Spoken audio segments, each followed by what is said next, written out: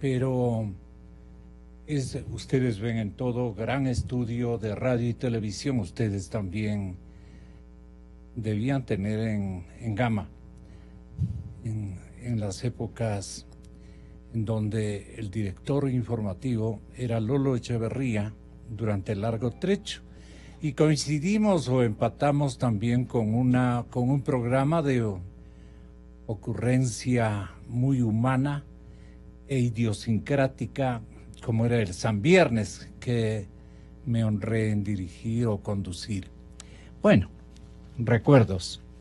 Ecuador trata con Londres la suerte de Assange, porque la gran interrogante, ingeniero Ortiz, es cómo le fue al señor presidente en su gira por Europa, qué asuntos atinó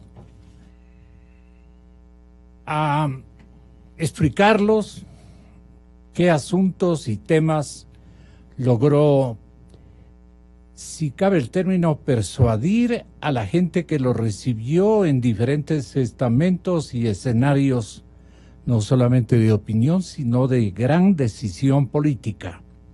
Entonces dice que ha firmado primero con España un pacto anticorrupción muy importante. Dice la crónica de la redacción política del diario El Comercio que el señor presidente Moreno ha puesto fin a su visita de 7 días en Europa. Y en Madrid, en un foro con periodistas y empresarios locales, ha dado una charla titulada Saliendo del Abismo. No eran esas charlas, por lo menos a mí no me gustó que diga que ha sido una conferencia magistral, ¿no? El Correa andaba con ese cuento de que daba conferencias magistrales en más de 40 universidades de todo el planeta. Le contabilizamos. Más la plata que se gastó, plata de los ecuatorianos, aviones de los ecuatorianos, peregrinaciones de voluntarios acompañándole a las famosas pláticas, ¿cómo era el nombre? Magistrales. Conferencias magistrales. Lindo el individuo. Sobre la corrupción, los mexicanos tienen el nombre. Sobre la corrupción no se puede pasar ni una, porque cuando se pasa una, se pasan todas. Ha dicho de remate el señor presidente Moreno. Bueno, sin caer en circunstancias que nos desalienten, bueno, ha estado en buenos términos en su concurrencia a diferentes foros en la Europa de siempre. Exigente, ¿no? Doctor Ortiz, ¿qué deja impregnando y qué experiencia viene trayendo el señor presidente de la República para mejorar su estatus de experiencia en el ejercicio de la presidencia de la República? Ingeniero Ortiz, bienvenido, buenos días. Muchísimas gracias, licenciado, por esta gentileza de invitarme a comentar, y conjuntamente con Lolo Echeverría, quien conozco por varios años de su integridad como periodista, y con su distinguida audiencia, permítame saludarle, y paso a comentarle que probablemente esta noche en alguna cadena nacional seamos informados en detalle. Esto es una acción post-morte. A todos nos hubiera gustado conocer qué pasó, qué iba a ser, se iba a hacer un gasto, porque todo esto cuesta. Estamos en un plan de austeridad, todos creímos que estamos en un plan de austeridad, y claro, de repente aparece este viaje, porque era un de repente, no estaba programado, al menos de acuerdo a la información. Todos programan, y en especial los jefes de gobierno, los jefes de Estado, los presidentes, primeros ministros, todos ellos planean con mucha anticipación. Es más, se conocen los protocolos que se van a firmar. Entonces, si todo esto era conocido, pues podríamos haber conocido, porque todo esto era en pro de una mejor presentación creíble e internacionalmente de Ecuador. Una forma de mostrar mayor confianza a los intereses internacionales en Ecuador. Entonces, podíamos haber conocido con anterioridad. Ahora empezamos a conocer, ¿no?, este tratado sobre la corrupción. Realmente el tema de la corrupción, gracias a los medios de comunicación colectiva, la ciudadanía ha podido empaparse y cambiar un estatus de algo que les parecía a ellos insensible, es decir, no importa, ya pasará, ¿no? Ahora casi podríamos decir, tal vez Lolo pueda apreciar. Es el desafío del momento. Es el desafío del momento. La ciudadanía como que se ha investido y dice, no vamos a dejar pasar la corrupción. Y claro, las redes ayudan muchísimo. Sí. Y las redes también nos alertan. Y la última alerta que tenemos es la de Emilio Palacio, otro periodista distinguidísimo, que está viviendo en el exilio, que alerta que la libertad que ha sido concedida al exministro, no recuerdo el nombre en este momento, pero al exministro, esto es un preaviso, una premonición de que esto podría ocurrir con el resto. ¿Por qué? Porque la justicia a la final se ha quedado paralizada. Su panel de invitados de esta mañana, anterior a este análisis, precisamente hablaban de que la justicia no cambió nada. Es decir, todos son los mismos. Y no se han movido los casos. Comentaba los 3 panelistas que usted invitó. Entonces, están más o menos confirmando esta premonición que hace el periodista Emilio Palacio desde Estados Unidos sobre que esta sería la puerta abierta para que nada pase aquí. Para detectar qué periodísticamente que se nos viene como una obligación de definir, de auscultar, de investigar. Lolo Echeverría, buenos días, compañero. Buenos días, Gonzalo, un gusto saludarle a usted y un honor compartir con René. Muchas gracias, Lolo. Bueno, es obvio que existe la preocupación. Yo mismo señalé aquí hace algunas semanas que hay el peligro de que la política se contente con sacarlo del escenario al expresidente y que eso resulte una comodidad. Porque por supuesto pero por que unos añitos será. Por supuesto que sería incómodo tenerlo en la cárcel, convertirlo en mártir, o que ande suelto por el mundo desacreditando al Ecuador. Entonces, si le presionan y le obligan a pedir asilo en un país y lo ladean de la política, es posible que para los políticos esto sea cómodo y que sea útil. Pero no es, decía yo, no es útil, ni cómodo, ni justo para los ecuatorianos.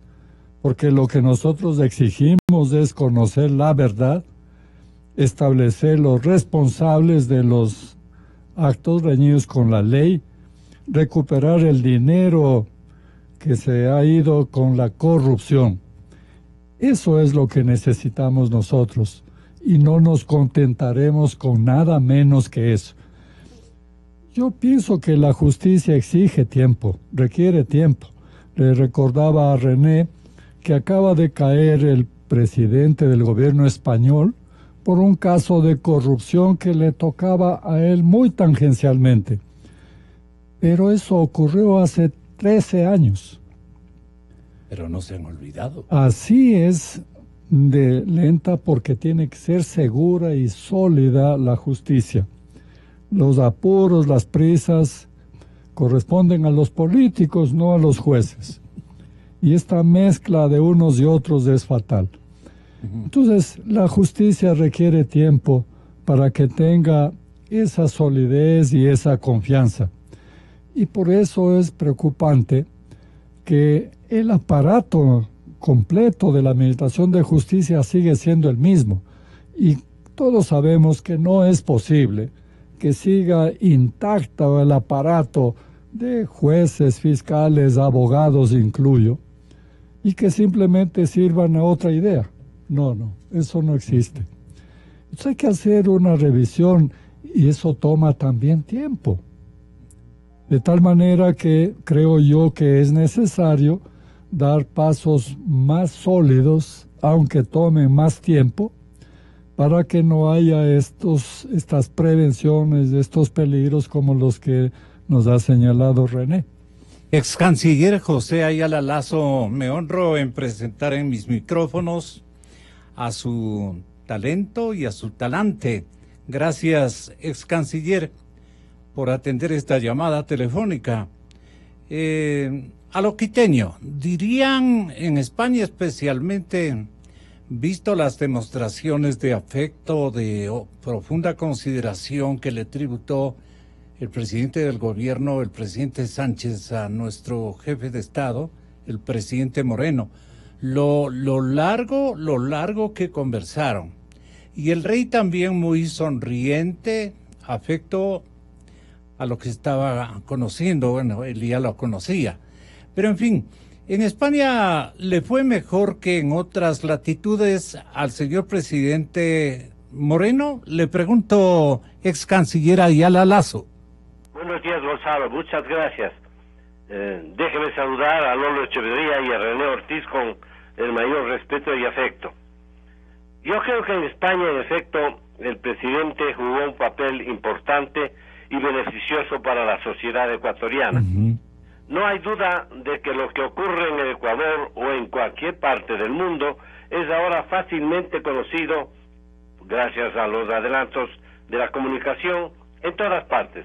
Por lo tanto, los interlocutores españoles del presidente Moreno bien sabían lo que había ocurrido en el Ecuador, probablemente sin el detalle que todos quisiéramos que fuese conocido por todos, pero lo suficiente como para darse cuenta que en el Ecuador vivimos una década de inquietud, de desasosiego, de abuso de poder, de corrupción nacional, y que a partir de un año atrás el presidente Moreno ha imprimido una nueva forma de gobernar que utiliza mucho del diálogo, la concertación, que se basa en el respeto a los derechos humanos, a los principios democráticos, y que quiere cambiar la realidad que vivió el Ecuador por una década por una realidad diferente, progresista, democrática, humanista.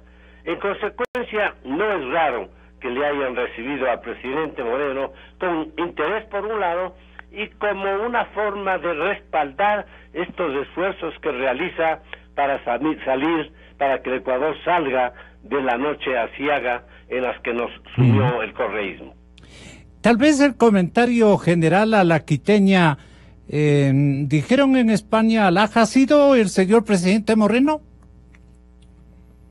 Perdóneme, no le entendí claramente, Gonzalo. Digo, a lo quiteño, el presidente impactó en los personajes que lo atendieron, lo recibieron, y tal vez a lo quiteño dijeron, ha sido el presidente Moreno. Sí, ahora sí lo entendí. ¿Cómo no? Bueno, pueden haber pensado eso, seguramente no lo dijeron, pero precisamente esa es la reacción de empatía y de simpatía que debieron sentir por él al conocerle y comprenderle como jefe de un Estado que ha pasado por una crisis de carácter social en la que campeaba la corrupción, empeñado este nuevo jefe de Estado en cambiar las cosas y llevarle al Ecuador por los caminos de la democracia y de la legalidad y de la legitimidad. De modo que por eso es que le recibieron, le trataron con simpatía, con la cortesía del caso, ciertamente, y con los oídos abiertos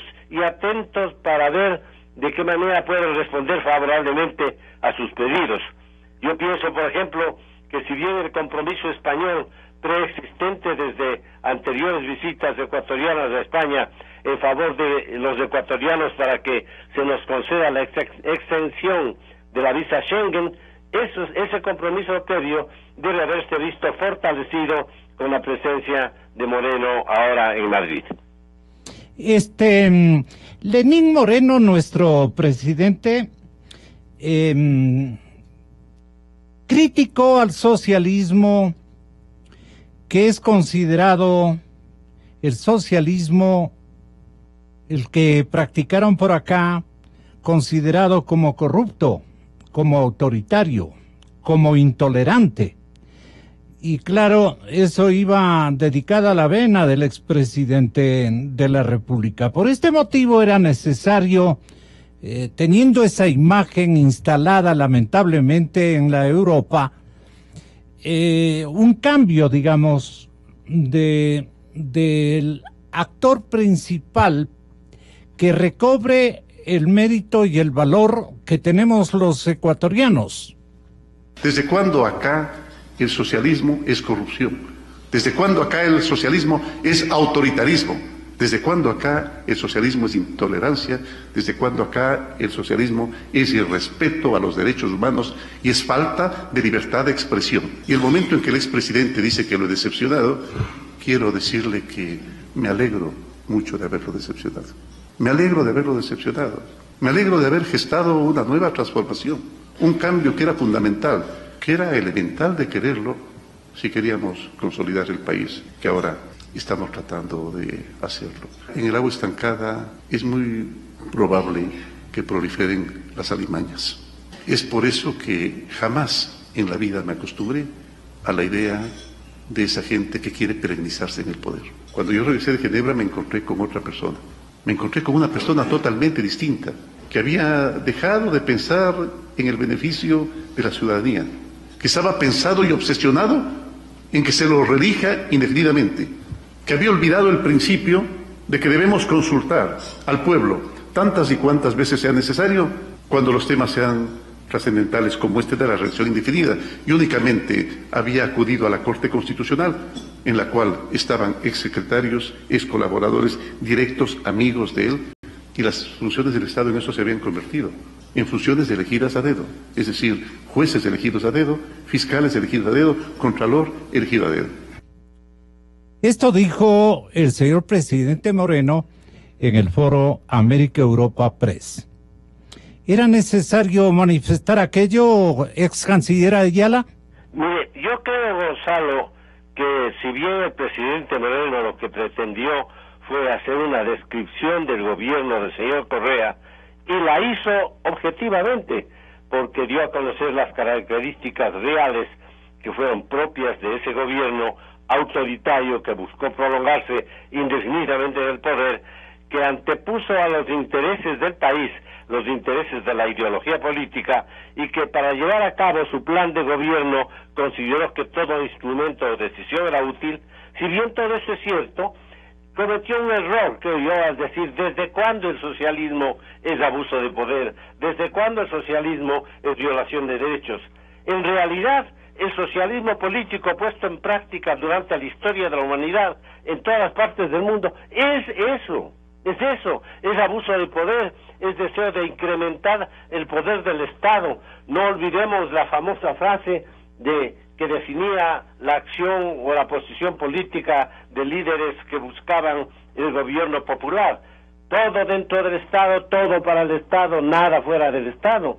De modo que la esencia misma del régimen socialista, el soviético desaparecido desde la época del fin de la Guerra Fría, era esa: opresión para tener mayor poder, control de todos los poderes del Estado para gobernar con mayor eficacia, y definitivamente ese es el socialismo. De modo que quizá esa sería una crítica. Otra crítica que yo haría a las palabras del señor presidente Moreno es que hay que ser duros, hay que ser frontales, hay que ser francos en la crítica a las políticas equivocadas. Pero cuando habló del presidente Correa, calificándolo de matón de barrio, empleó una terminología que no es para nada digna de un presidente de la República. No puede referirse así, él, como presidente de la República de Ecuador, a un antecesor de él. Un poco se instaló también en el barrio. Un poco se instaló también en el barrio, le pregunto a Lolo Echeverría. Sin duda, sí, porque es una terminología que no corresponde a un presidente de la República. Y creo yo, bueno, permítame saludarle al embajador Lazo, que no sabía que estaba también compartiendo este panel. También creo yo que cometió un error en la referencia al socialismo, porque debe haber resultado algo picante esta referencia para el actual socialismo que gobierna España, porque está aliado nada menos que con los separatistas, supremacistas, nacionalistas, xenófobos, y los que asesoraron al socialismo venezolano y de Maduro. De manera que todas estas descripciones, desde cuándo el socialismo está en estos caminos, debe haberle resultado algo picante. No sé si tenía alguna intencionalidad, yo creo que fue una equivocación. Bueno, señor ingeniero René Ortiz, yo quiero preguntarle de otro tema. El tema que respondió el presidente Moreno en este foro ya anunciado o ya denominado y ubicado en Europa, y que se llama Foro América-Europa Press, la prensa de América y Europa. Alguna vez tenemos que darnos el mérito de ser primero América y luego Europa, aunque estábamos molestando en tierras españolas y en tierras europeas. Bueno, la verdad es que este tema de Julian Assange y su ocupación en la Embajada de Londres, ¿a usted le parece que estuvo bien reclutada la valoración de este episodio en los siguientes términos? Bueno, inclusive es hasta violatorio de los derechos humanos que una persona permanezca demasiado tiempo asilada. Tenemos una única preocupación. Jamás he estado de acuerdo con la actividad que realiza el señor Assange. Nunca he estado de acuerdo con las intervenciones en los correos privados de la gente para poder obtener información, por más valiosa que ésta sea para sacar a la luz ciertos actos indeseables. Sin embargo, el gobierno anterior, porque es un problema que lo heredamos, el gobierno anterior consideró que el señor Assange corría peligro su vida. En Ecuador no existe la pena de muerte y sabemos que esa posibilidad existía. Es por eso que nosotros lo único que queremos es la garantía de que su vida no va a correr peligro. Ingeniero Ortiz. Yo recuerdo que cuando empezó este caso, evidentemente había que la prensa investigar y de dónde sale esto de que le van a meter preso en los Estados Unidos y le van a colgar o le van a sacrificar en la silla eléctrica o qué. Había una denuncia civil en un tribunal de alguna parte de Estados Unidos en contra de este tipo de espionaje y de esta persona. Eso es lo que había sido planteada. No quiere decir que los jueces empezaron a procesar. Lo que realmente estaba en juego era una falta de palabra de parte de Assange con las autoridades inglesas, porque las autoridades inglesas le dejaron libre para que se presentara con cierta periodicidad mientras se procesaba la extradición a Suecia, que es la que a través de la Interpol le estaba requiriendo por problemas sexuales. Y entonces dice, mientras procesamos esto, y recurro a la frase de Lolo, de que la justicia toma su tiempo, ¿no? Entonces, mientras tanto, usted preséntese aquí, no sé si era todos los lunes o todos los viernes, pero venga y preséntese. Y ahí ocurre este juego que ni siquiera es diplomático, ¿no? Este juego, alguien dijo, le demos el asilo a este hombre sin que lo haya pedido, le ofrezcamos el Ecuador. No sé si habrá pensado en el Ecuador, porque después tuvo una expresión muy despectiva respecto a Ecuador, de que es un país insignificante. O sea, no sabía realmente de qué se trataba esto. El hecho es que pasó a ser un asilado voluntario, llamémoslo así, ¿no? O sea, el gobierno se hizo voluntarioso y le concedió el asilo. Entonces, ¿en qué se convirtió después? Se convirtió en un espía, como era, y seguía siendo un espía, seguía manejando este tipo de espionaje, porque Wikileaks, aun cuando favorezca muchísimo a la investigación, ¿no? O sea, que pero le mantenía al Patiño bien enterado de todo. Bueno, es que no tiene límites. Eso es lo importante. O sea, esa investigación, esos leaks, esa forma de fugar a la información no tiene límites. Entonces, también favorecía saber qué dice en Quito algún ciudadano que es anticorreísta, por ejemplo, lo que sea. Entonces, o qué se dicen los corrillos de alguna recepción, o lo que sea. El hecho es que este hombre, Assange, cometió un crimen. No, en la terminología, esto es un crimen. El espionaje es un crimen.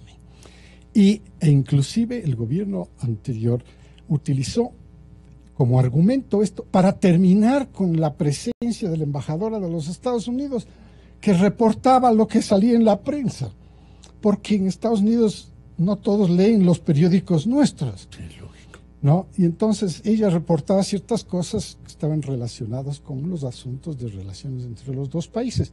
Uno de ellos, el tema de un policía, o un líder, digamos un oficial de policía que estaba involucrado en un problema de droga.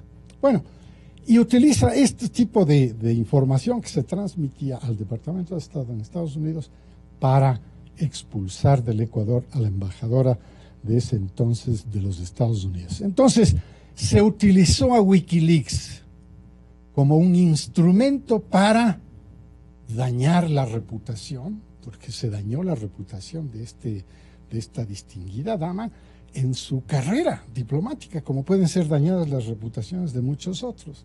Y por supuesto no tenía ningún asidero, no había asidero. El hecho real es que ahora el Ecuador, y ya no desde ahora sino desde antes, está empantanado en no saber cómo proceder. Porque no viene resolviendo el presidente Moreno, no resuelve, ¿no? porque no es fácil de resolver. ¿Por qué? Recuerdo que le hice el paréntesis de que él ya estaba indiciado y estaba en un proceso de deportación. Y entonces, de hecho, la ahí amenaza, se refugia en nuestra sede. De hecho, la amenaza del Reino Unido, de las autoridades, es: usted topa la calle y nosotros le tomamos. ¿Por qué? Porque incumplió con una disposición de un juez que le dijo preséntese con relativa frecuencia. O sea, no saben cómo negociar esta salida de una manera diplomática que sea aceptable para el Reino Unido, pero no con miras al problema propiamente de Assange, sino a los múltiples problemas que se pueden desarrollar alrededor de las relaciones del Reino Unido con el resto del mundo, porque el efecto dominó es clarísimo. Aquí quiero hacer otra vez, si usted me lo permite, licenciado, referencia a lo que dice Emilio Palacios, y cuidado con lo que pueda ocurrir, porque si es que esta fue la puerta de salida de este personaje indiciado, este exministro indiciado por la Corte de Justicia de Ecuador, pues el resto pueden ir saliendo uno por uno, porque habría quedado totalmente desprotegida de validez legal la comisión, el Consejo de Participación. Quedía despojada, ya no tiene ese instrumento, es legítima. ¿Por qué? Porque popularmente nosotros le dimos ese respaldo, digamos, para que haga ese trabajo, pero no es legal. Entonces, eso es lo que están aludiendo. Entonces, lo que está advirtiendo Emilio Palacio es: cuidado, que esto es solo el principio, o podría ser una cadena de libertades.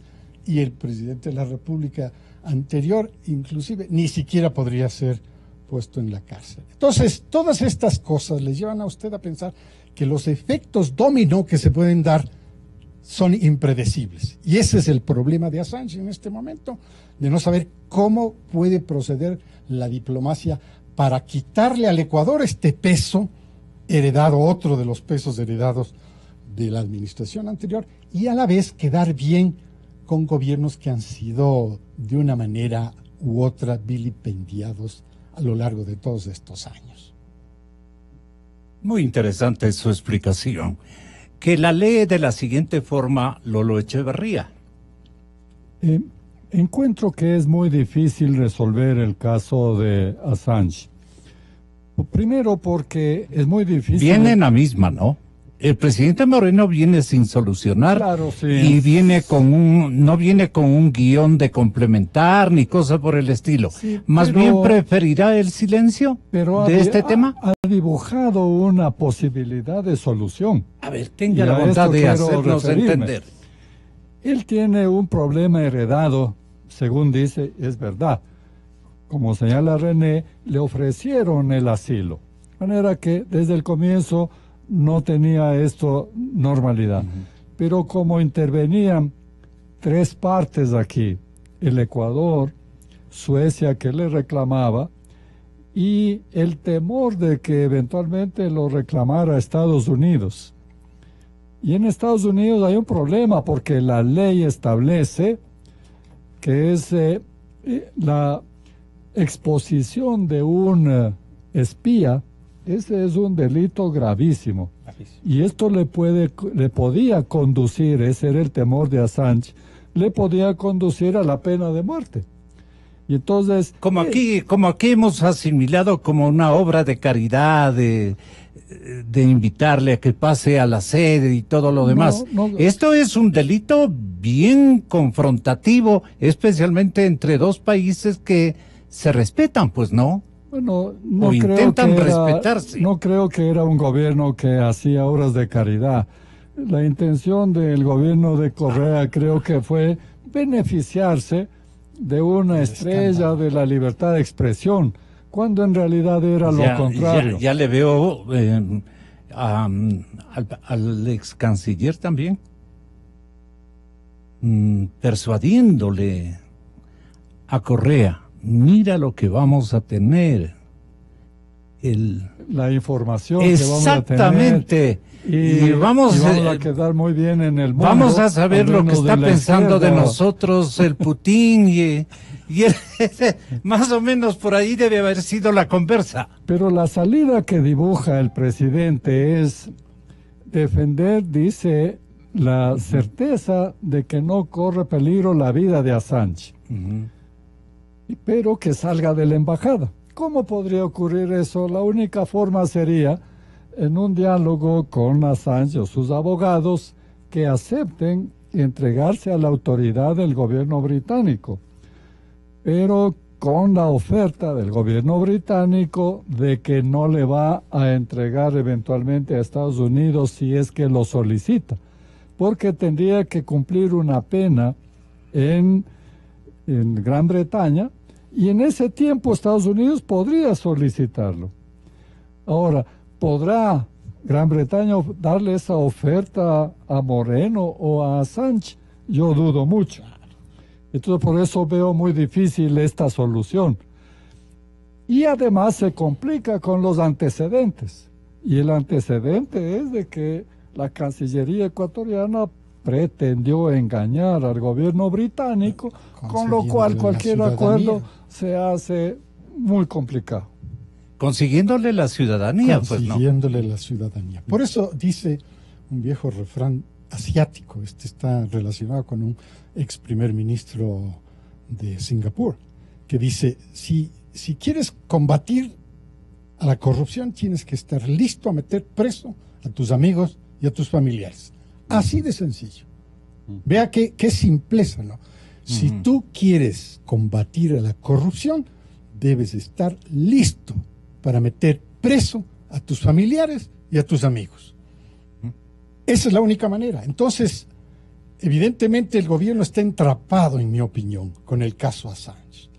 Pero también está entrampado con todo lo que hablábamos hace un momento de la justicia, ¿no? Y está entrampado en la parte económica que a nosotros nos refleja, porque no va cambiando propiamente la confiabilidad en la institucionalidad de nuestro país. Los jueces son los mismos y para todos aquí internamente son corruptos. Se dicen que son corruptos. Entonces el extranjero que está recibiendo la invitación de Ecuador a través de sus ministros de Estado o a través del presidente de la República directamente para que vengan a invertir, dice, pero ¿cómo vamos a invertir si la institucionalidad, que es la más poderosa, la de seguridad jurídica, la de la ley y el orden, no están en el sitio, siguen siendo materia de la cotidianidad, del escándalo, y no se resuelve? El tema de credibilidad del Ecuador no es fácil de reconstruirlo. Resulta que es muy complicado. Buenas las señales políticas, buenas las señales sociales, pero todavía no se hace nada en relación con la parte institucional de la seguridad jurídica. Y es que, de una manera u otra, todos estos personajes que han estado pululando en el Consejo de la Judicatura, en las fiscalías, en las cortes, todos han sido reciclados. También lo señala Emilio Palacio en uno de sus posts. Reciclados, es decir, se han seguido dando la vuelta y dice, pero el externo, el que está mirando al Ecuador desde afuera, que recibe esta invitación de todos nuestros ministros y el presidente de la República, dice, señores, primero arreglen la casa adentro. Y es que yo recuerdo el mensaje de hace un año, mire que ha pasado ya un año, que el presidente de la República dijo, es una mentira que han dejado servida la mesa. Así lo dijo, es una mentira. Pero ahora yo diría, no es solamente la mesa la que no estaba servida, está la casa en desorden, la casa todavía está desorganizada. Ayer en el programa hora 25, también se habló del desorden que tiene el tema fiscal del Ecuador. Entonces hay que arreglarlo antes. Por eso, bienvenida la relación con el Fondo Monetario. Sin embargo, hay voces que se oponen. Dice, el fondo nos va a dar una receta. Claro que nos va a dar una receta de cómo ordenar, pero lógico, lo que usted ya se adelantó a decir. Una receta de orden, la que siempre da el orden. Pongamos orden en esta casa, guste es o un no desorden. Es un desorden. Sí. Entonces, no es que solamente no quedó la mesa servida, sino que también quedó la casa desordenada. Y, por supuesto, esto no estamos hablando del sector privado, mi querido amigo. Estamos hablando del gobierno. El sector privado sigue luchando, sigue sobreviviendo, sigue trabajando, sigue produciendo. Usted y yo podemos comprar las cosas que queremos, sigue exportando para poder generar divisas. Es decir, el sector privado sigue sobreviviendo el mismo esquema de la administración Cuando anterior. Tratábamos del tema de los aviones, de la presidencia de la República, ex canciller Ayala Lasso, Emilio Palacio, a quien yo le entrevisté directamente a la ciudad de Miami, nos dijo que él conocía desde siempre que no que el asesor era Assange para mandar los dineros en los aviones hasta Dubái, sino que nos alertaba de que muchos viajes de un solo piloto salían de aquí y iban a parar en Dubái y en otros países. Recordemos lo que nos dijo Emilio. ¿A qué país no volaron? Porque era increíble, estaban por todas partes. Con respecto y uno de los lugares más importantes y que más debería llamarnos la atención es Dubái. ¿Por qué debería llamarnos la atención Dubái? Porque Dubái y los países que están en los alrededores son paraísos fiscales. Usted se baja en el avión en Qatar y le mandan los bancos un automóvil, una limusina, y no le preguntan si usted saca un maletín de $1 millón, $2 millones en billetes, no le preguntan de dónde salió eso. Los diplomáticos conocen de esto, no precisamente de Dubái, sino de esto que cuentan, ¿no? La forma como reciben capitales muy potentes en Dubái y en otros países. Y entonces me pongo a pensar, ¿quién les sugirió? Porque la gente debe estar haciendo una asociación de ideas. El perito en eso, por su amplio conocimiento de sondear, de estar espiando, de estar oyendo llamadas telefónicas, disposiciones en clave. Para eso se hizo esta central de inteligencia hasta cierto punto corrupta y desleal, digamos, con lo que nosotros apreciamos son canales no tan regulares que los que usan ellos. Entonces pensamos de que Emilio Palacio nos dijo muchas cosas concretas sobre el papel de Assange en el asesoramiento al régimen de Correa. Le pregunto, ex canciller Ayala Lasso. Gonzalo. Bueno, en lo tocante al asilo de Assange, hay que considerar que fue un asilo artificial. Fue previamente negociado por el gobierno ecuatoriano con Assange.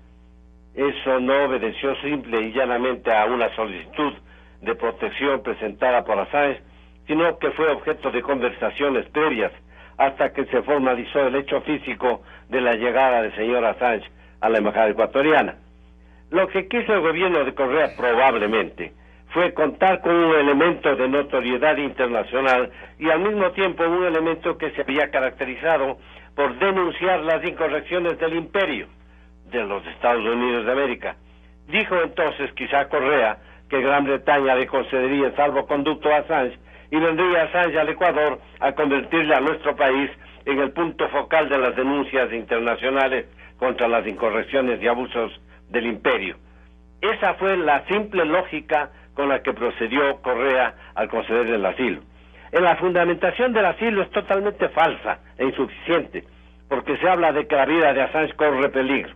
Hay una doctrina europea que se llama la doctrina de extradición, que prohíbe a cualquier país europeo conceder la extradición de un ciudadano cuya vida correría peligro por el delito porque el que se le persigue en un tercer país. De modo que no, Gran Bretaña no habría jamás concedido el salvoconducto, o Suecia en su caso, hacia los Estados Unidos, si hubiese existido primero una demanda contra Assange en Estados Unidos y luego la eventual aplicación de la pena de muerte.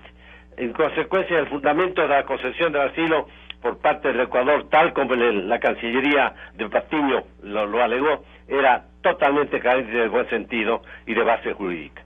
Ahora, la solución del problema no es fácil, evidentemente es sumamente compleja, porque Assange ha adquirido una gran notoriedad internacional.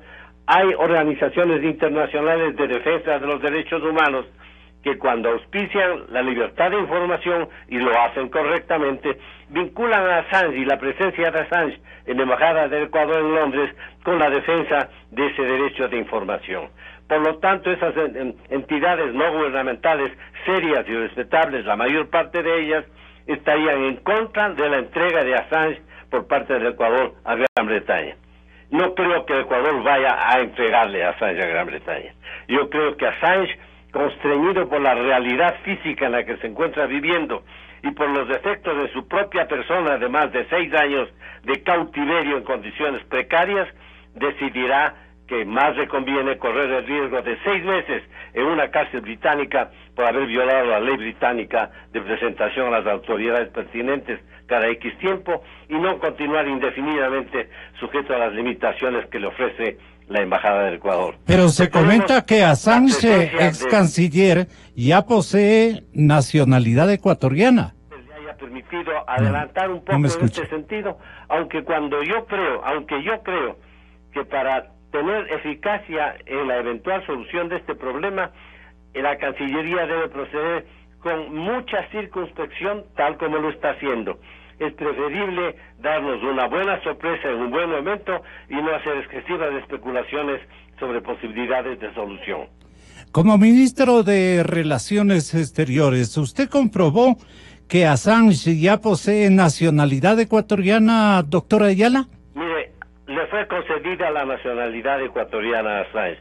Yo personalmente creo que de manera, por supuesto, legalmente irregular, porque aparentemente Assange no presentó nunca uno de los requisitos fundamentales, que es la solicitud escrita de adoptar la nacionalidad ecuatoriana. Eso no existió, se formuló después una especie de reglamento ad hoc, a posteriori, para permitir eximirlo de una serie de requisitos que exigía la ley anterior de naturalizaciones, y finalmente se le obsequió la nacionalidad ecuatoriana por parte de la señora Espinosa, que en esta materia fue de una volubilidad y de una simpleza extraordinarias, y resultó ahora que este señor compatriota nuestro está asilado en la embajada de su propio país, cosa insólita que daría lugar a reflexiones inclusive de otro tipo.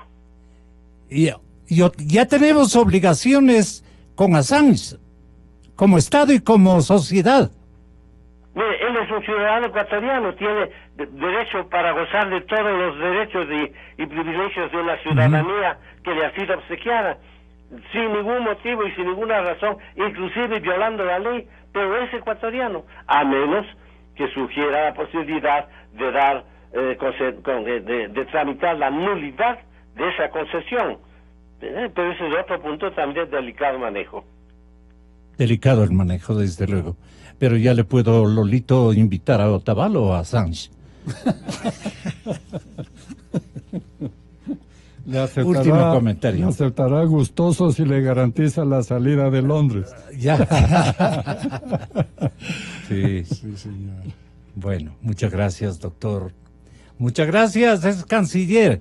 Usted ha sido muy afectuoso. Le robé muchos minutos. Gracias, doctor Ayala Lazo. Gracias, exministro.